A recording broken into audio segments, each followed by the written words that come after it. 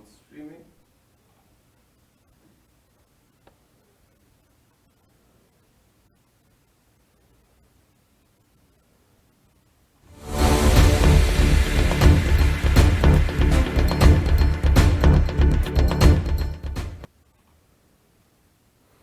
Good afternoon and welcome to the NMH Ep10 show on this, the 22nd of May 2020. My name is Frank Steffen. I'm the editor of Allgemeine Zeitung and welcome you to the show today. Today it was announced officially that the Ongwediva trade show has now been called off on account of COVID-19. So we bring you an interview a bit later explaining more about that. And then we also will focus on the Biodiversity Day. It's the International Day of Biodiversity today. We have an interview with two people who know what's going on in that case. As far as COVID is concerned, we now have 3 additional cases. You might remember that before Ascension Day, we were still talking of 16 cases, of which only 2 had remained sick. It has changed. We have 3 additional positively identified patients. 2 women were identified yesterday, and today there was a 3rd case, a 29-year-old man who had returned from South Africa. This is quite important. I mean, we should not think that COVID is past. And I think we should also not panic simply because we hear of new cases. The more we test, the more likely we are to find new cases. I think the important part is that, as the Minister said yesterday in his press release, that was the Health Minister, Shangula, who said it needs to be we need to remember that we stick to the same rules as before. Social distancing, all the stuff that is associated with COVID-19, wearing our masks in public and so on. So quite important, yes, we've gone up. We've got 19 cases all in Namibia. 5 still remain in, or 5 are still infected and remain in quarantine, obviously.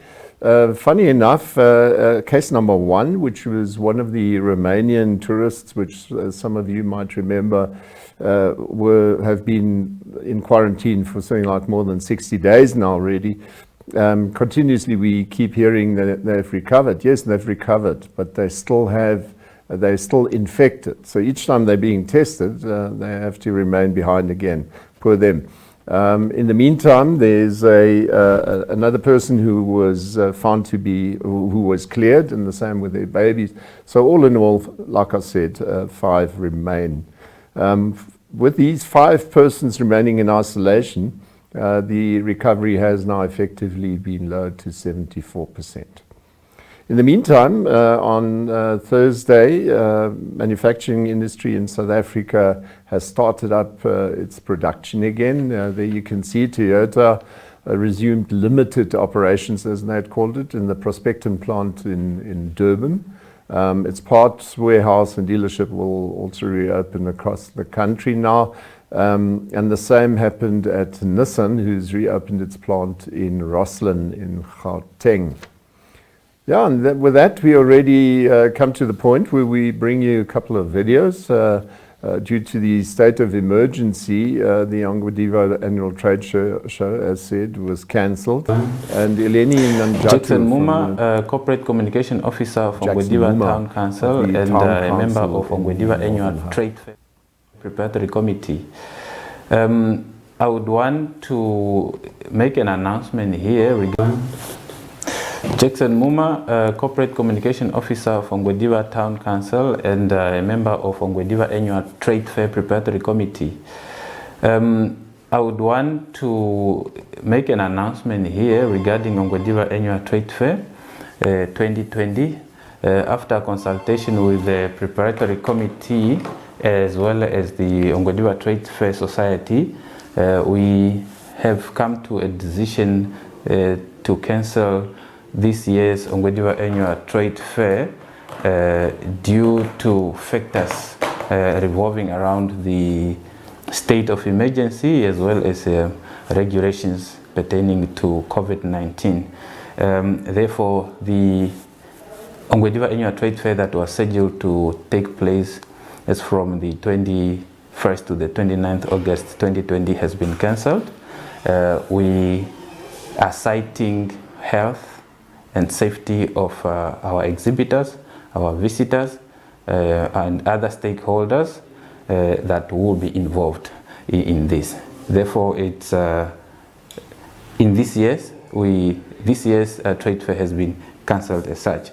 We are also looking forward to next year, that is 2021, to host a successful Ongwediva Annual Trade Fair, provided situation has turned to normal and we can have our business as usual. We also thank our customers, our clients, visitors, our exhibitors for the support, and we are also pledging to continue bringing you the exciting platform for business exhibitions and services.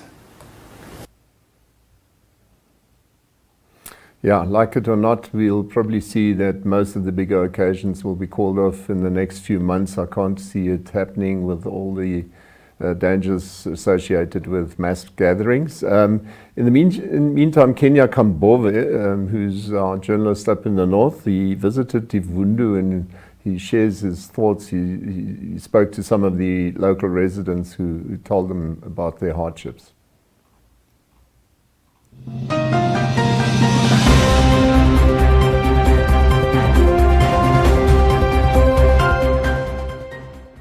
I'm in Divundu, which is about 200 kilometers east of Rundo. Basically, the purpose of my visit here is just to observe how the people are adhering to the state of emergency regulations, and as well as finding out as how the COVID-19 has impacted their lives, knowing that unemployment and jobs are unemployment is high in these parts of the country as well because of the scarcity of jobs and the infrastructure development taking place. My first observation from here is that people are adhering to the usage of face mask, but mostly just to end the shops. You will see once a person has left the shop, he is wandering without a mask in public. And secondly, I spoke to some few gentlemen. They narrated their ordeal as to how difficult life has become now that COVID-19 has come into our lives, and they just hope that this pandemic ends soon. Life here is very hard. No jobs. Companies are few for employment, and business are very few here because there's no startup capital. Okay. Yes. And how has coronavirus impacted your lives, knowing that before that unemployment was high? Now with COVID-19, most of the shops have retrenched or cut salary, worker salary. How are you? Is it now? It's made it difficult for you guys to get jobs now? Now it's very harder. Okay. Harder than before. Because before we were even trying with business. We were having customers. Now we don't have customers. With jobs, there are no more jobs because most of the offices are closed. Yes. I need a loan somewhere or a grant, yeah, where I can start up my business. From there, I might bring back the money, give back the money from where I got it. Okay. Yes. Well, I can see you not even wearing a mask. It's not strict here. The police is not very strict in terms of making sure you guys are in public without mask. It's very strict. The law is very strict everywhere. But why are you wearing a mask? Let me ask you, why do you not wear a mask? It's just that We don't have the money to buy a mask. Oh, you don't have the money to buy the mask. That's why we came out to check it. Okay. After the drug, maybe we can get this money to get it. So basically what you're saying, you guys are looking for money to buy masks for yourself? yes, Okay. yes. But what do you know about coronavirus so far? What do you know? We know that it's a very deadly virus. It's killing a lot of people. So you don't have to touch anyone you meet. You have to give a distance of 1 meter.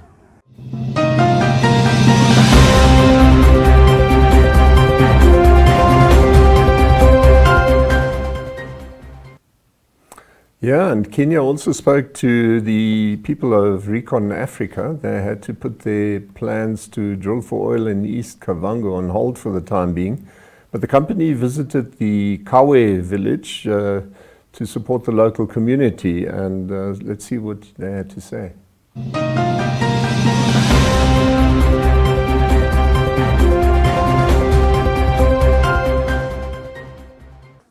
Mr. Perez, can you just briefly tell us what happened here today?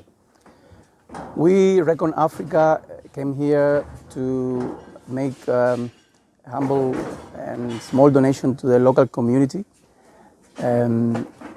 which is the area where we are gonna start our drilling operation that we anticipated to start in the middle of the year. But because of the COVID-19 situation, restrictions globally, we had to postpone it for the end of the year. But we wanted to provide the local community with some supplies in order for them to mitigate the negative impact of COVID-19. Okay. So you are into exploring Oil and gas. Oil and gas. How far are we with that progress, and what we like you indicated right now is we're supposed to start now. What are we supposed to start with? Well, the company, since we got the petroleum exploration license in January 2015, Yes.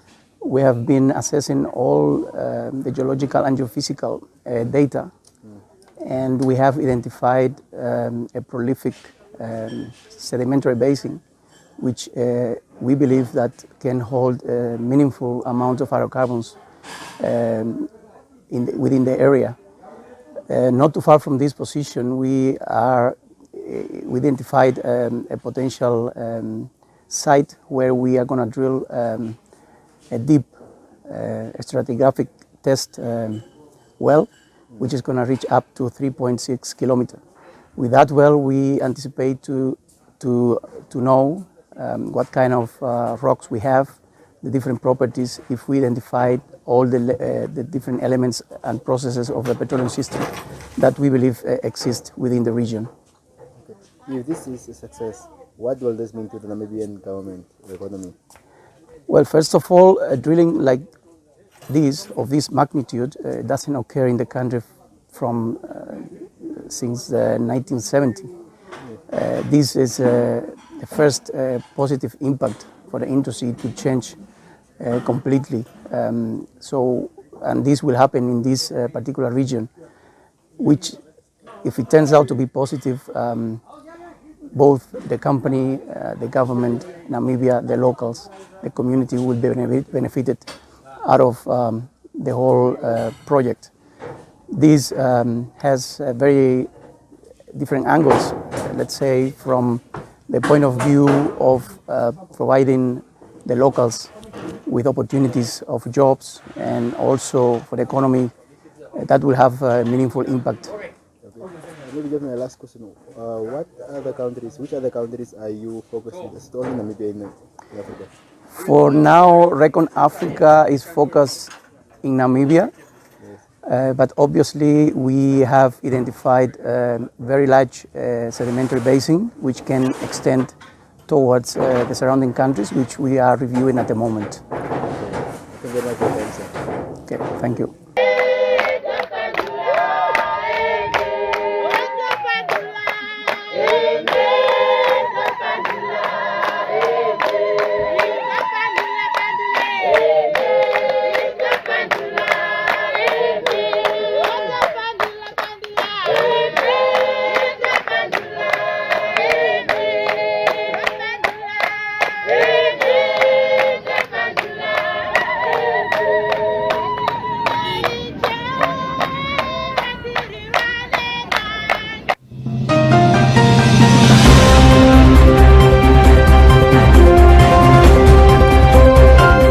That some of the sports are starting to begin again.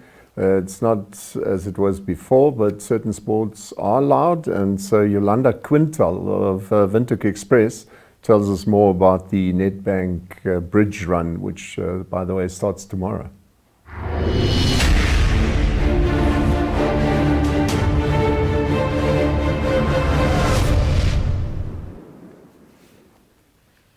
Sporting events like we know it has changed, probably forever, but that is not killing the spirits of athletes and sponsors at all. Nedbank Namibia, together with OTB Sports and IJG Securities, are hosting a 9-day bridge run, starting from tomorrow at 8 a.m. and ending at 6 on Sunday the 31st of May. This running event sets the scene for the new normal, while it is still prohibited to hold sporting events where big groups of people come together. This is a self-timed event, and athletes run the course alone and should make sure to set up a Strava account to upload information and generate results. Participants can enter a course as many times as they want during the course of the 9 days. According to Yvonne Brinkman from OTB Sport, participants can choose one of 3 distances: 3.9 kilometers, 7.5 kilometers, or a grueling 15.5 kilometers. Alternatively, anyone who does not want to run but wants to support the cause is welcome to make a financial contribution. Proceeds of the event will go towards a number of identified charity organizations. These include the Mamadou Center, an after-school center in Ochimuse, where children are provided with a cooked meal, educational assistance, and study support in a safe environment. Another charity organization that will benefit is Side by Side Early Intervention Center, a facility that provides daycare to children with special needs, with emphasis on early childhood development, and Co-Feed, a citizen-driven initiative whose purpose is to mobilize basic food supplies and necessities for distribution to the most vulnerable within our communities. So if you're up for the challenge, make a turn at OTB Sports website to get all the other information.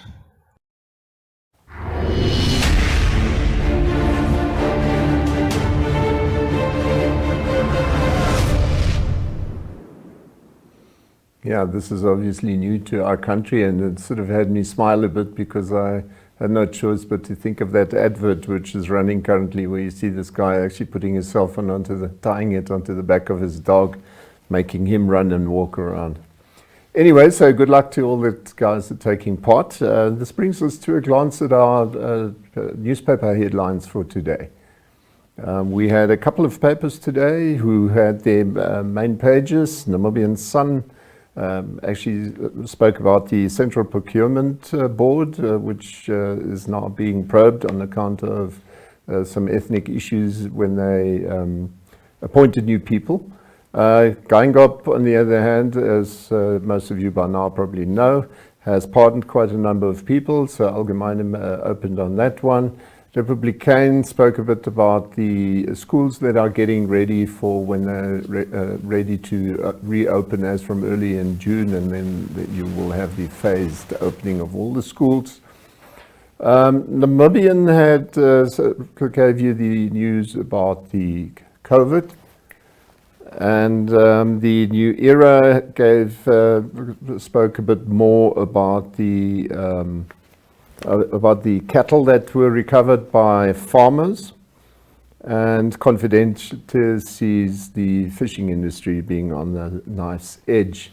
Going into the inside of the papers, we had a story from Republican which looked at homeless shelters, clearly just to understand what these guys are going through, even though if you were homeless, this is possibly a better choice than ever before. In the Allgemeine, we wrote about the market in Kleinwindhoek that was, you can't say broken down, it was simply destroyed. We were actually quite amazed at how the police got about doing it, because it was literally just taken apart with some story about you may come back later after COVID, and so totally unacceptable as far as I'm concerned. Namibian Sun, in the inside pages, had an interesting article, sad article, about a disabled girl being gang raped by 12 boys, shame on them.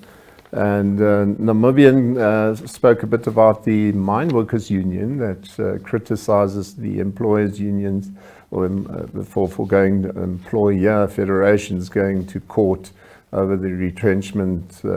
So there's going to be some fuss about that in the future, I'm sure. New Era spoke a bit about the budget and how the economists actually see that possibly we should even introduce another emergency income grant. which I think is understandable, seeing that people had to get along with 750 Namibia dollars for 2 months now. And then Confidente talked a bit about auctions that were ordered by courts, but which were being put on halt for the moment. Yeah, those are our papers. Obviously, you're welcome to still delve into them online as well, at least in the case of NMH, I know it's possible. Yeah, and that brings us to the interview today. We had Amon Andreas, he's the acting chief conservation scientist, and Hiskia Chiwiapa, who's the control warden for MET, that's the Ministry of Environment, Forestry and Tourism. And it's all about biodiversity today, so yeah, here goes.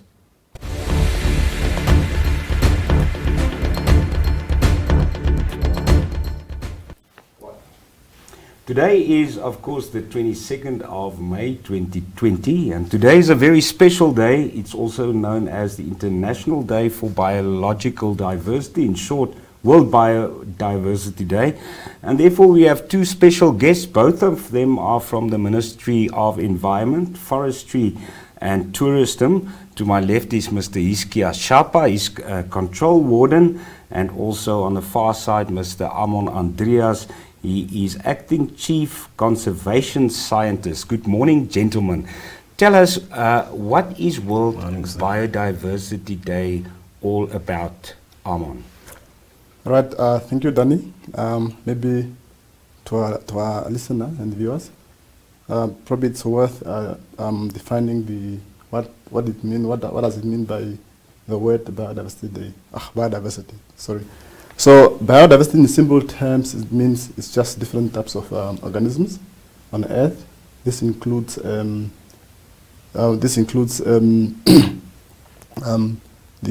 animal species, plant species, and the surrounding environment where they reside. So that's a very simple terms for biodiversity. So it's a very special day indeed. It's a day that is commemorated throughout the world. And it's a day that is meant to raise awareness on biodiversity conservation. And maybe just a little background on how the convention was formed. Obviously, we all know that in 1992, in Rio, Brazil, there was an environmental summit whereby the world leaders gathered, and the main purpose was to discuss the collective efforts to conserve biodiversity at a global setup. So they end up agreeing and forming the convention that is now called the Convention on Biological Diversity. And in 1992, it was signed by 149 governments. And then from there, as we getting along, some countries or member states also end up submitting their signatories. And then by today, this this convention is now it's a signatory to 192 members, and out of those 192, 168 have ratified. And what does it mean by ratifying? It means that those countries that have ratified, they have agreed or they are obliged to implement the strategies and any other efforts the convention is making to conserve the biological diversity in the environment. And that is the reason why Namibia is actually commemorating this day, because we have to. And it's a collective efforts to raise awareness so that we conserve our biodiversity and the environment. So in short, we all know that the biodiversity is a solution to all. When I talk about biodiversity, as earlier I've defined biodiversity as it can be plants, it can be diversity of plants, animals. So we all know that nature is always a solution for whatever we need. So in this case, by conserving biodiversity, you are ensuring that ecosystem services are provided. And these ecosystems comprised of the clean energy that we are breathing, the plants that produce or that give us medicinal values, foods, and also purifying our water that we are drinking and so on. So in short, that is biodiversity, and that is the reason why we are celebrating or commemorating this day. And Namibia signed this day. They actually signed in 1992, and then they ratified in 1997. And therefore, we are obliged to conserve and raise awareness. Yes, we all know, obviously, our Constitution, when it was written, also established the protection of the environment as a key obligation of our government. Gentlemen, we are now smack in the middle of the age of COVID-19, so things are different. And Iskia, so how do you plan to celebrate this day for biodiversity in the current circumstances? Thank you, Dan. It's very true that we find ourselves now in between a hard place and the rock.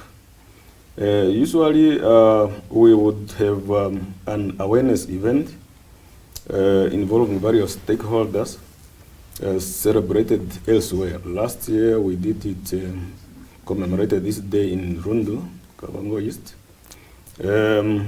So this year, unfortunately, we are unable to host an event as we are faced with a global crisis, as you have rightly put it, the COVID-19 pandemic, which we believe has inspired the theme for this year. Because the theme for this year is our solutions are in nature. Every year we have a theme for when we are commemorating the IBD.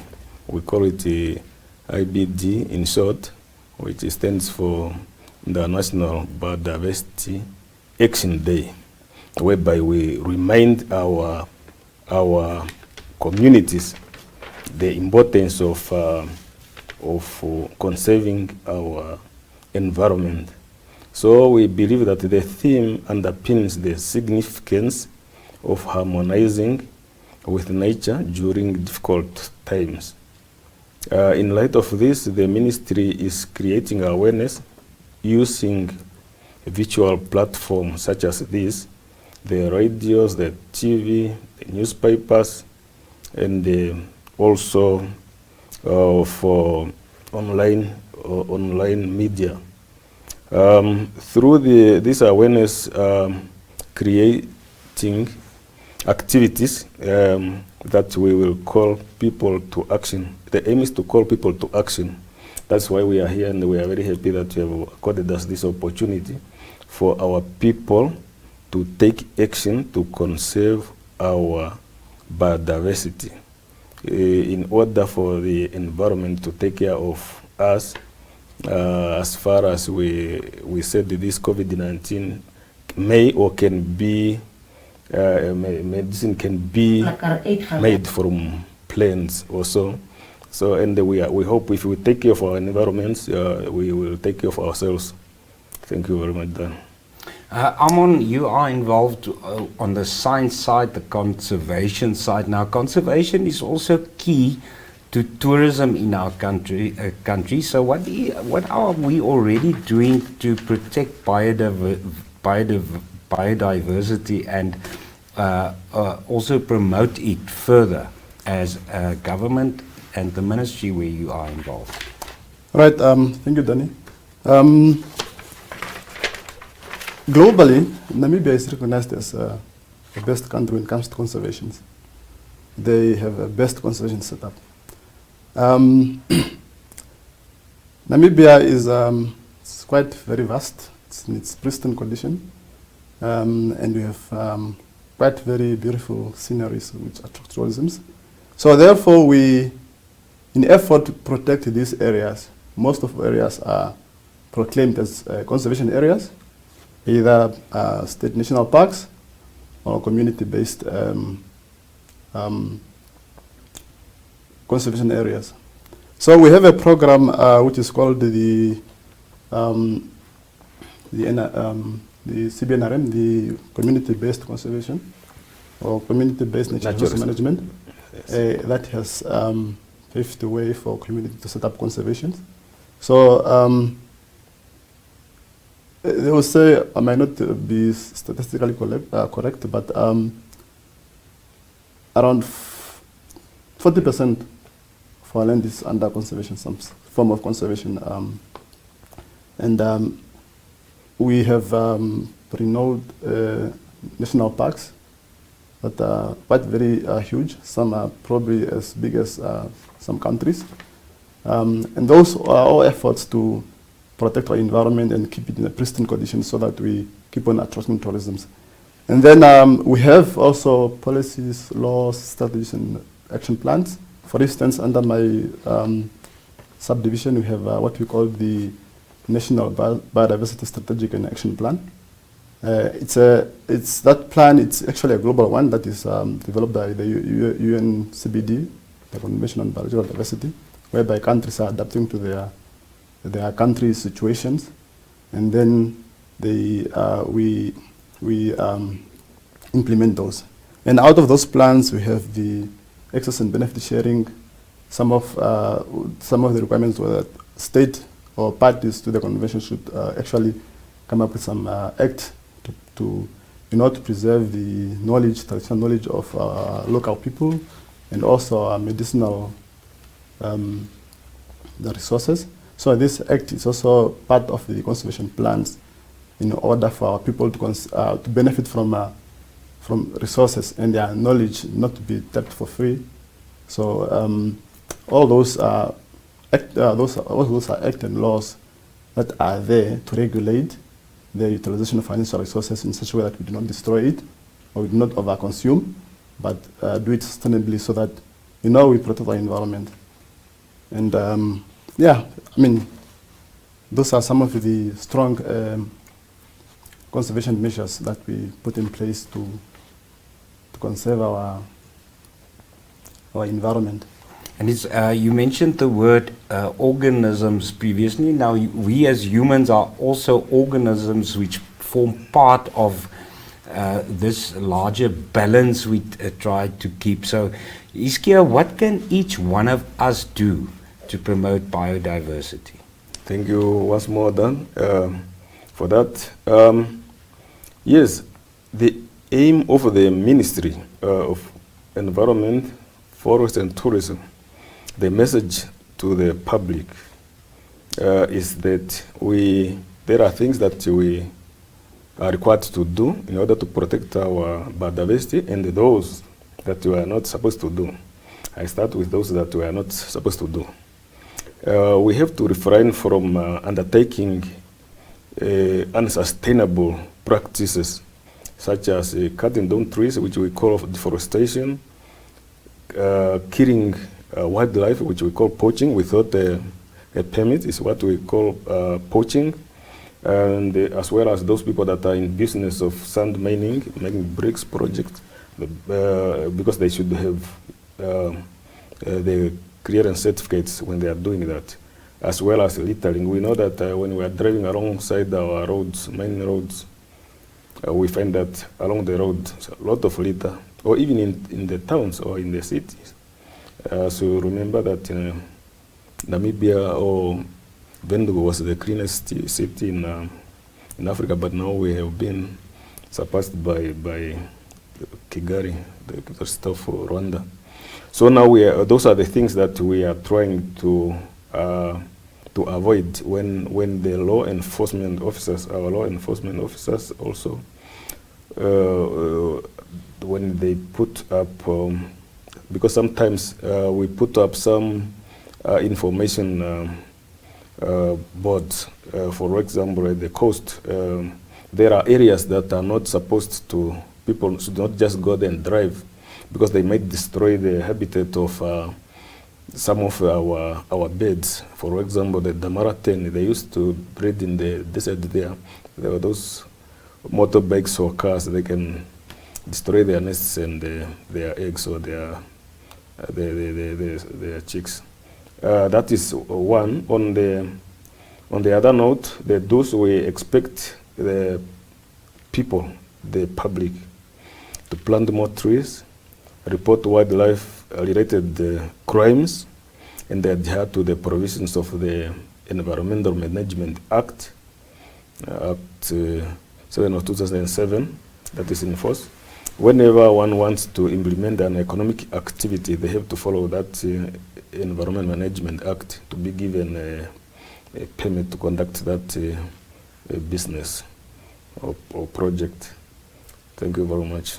Gentlemen, it's been great having you, and to everyone watching at the moment, this weekend and today especially, remember to do something for our environment and our nature. Now, gentlemen, we can't have a big celebration this year, so it means we'll have to celebrate double next year in 2021, Armon. What do you say to that? So next year you'll have to do twice as much as this year. Yeah, I mean, next year, yeah.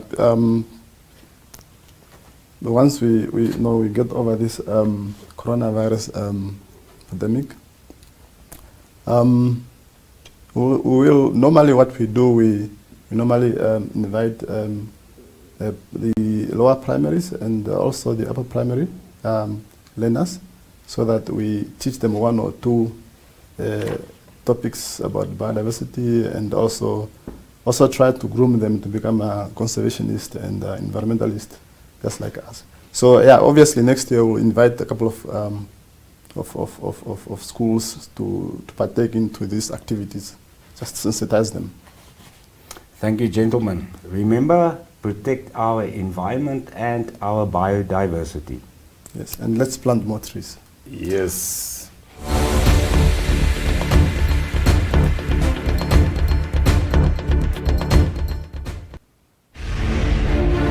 Yeah, the Minister of Environment, Forestry and Tourism also sent out a press release yesterday reminding us Sporting all of the events importance like we know it has of changed, maintaining probably what we forever, have in Namibia. but that is not killing the biodiversity in every possible way, because so many people of ours are dependent on that support structure.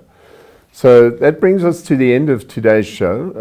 I would like to thank you for listening and viewing, and hopefully you'll have a safe weekend, keep distance, and drive safely, especially those that have left already and are coming back at the end of the weekend.